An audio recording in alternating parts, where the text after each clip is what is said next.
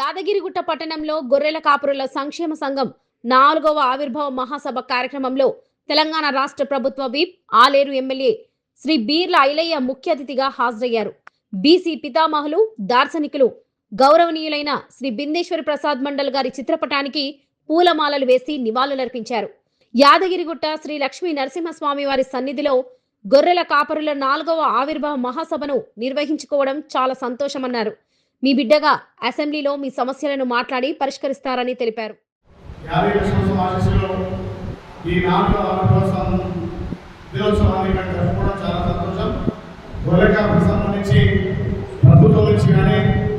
ఏ సమస్య ఉన్నా మీ బిడ్డగా ప్రభుత్వంతో కొట్లాడి అవసరమైతే మీ సమస్యల పట్ల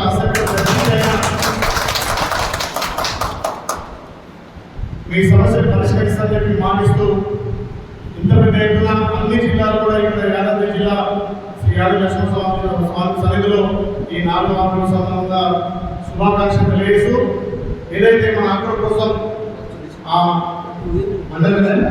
పిపి మండలి గారి వర్ధంతి సందర్భం కూడా ఆయన ఆశయాల సాధన కోసం ప్రతి ఒక్కరు కృషి చేయడం, బీసీల అభ్యున్నతి కోసం ఆయన ముందే కృషి చేసింది. కాబట్టి ముఖ్యంగా ఈ గొర్రెల కాపరికి సంబంధించి ప్రభుత్వం నుంచి రావాల్సినటువంటి అన్ని విధాల సహాయ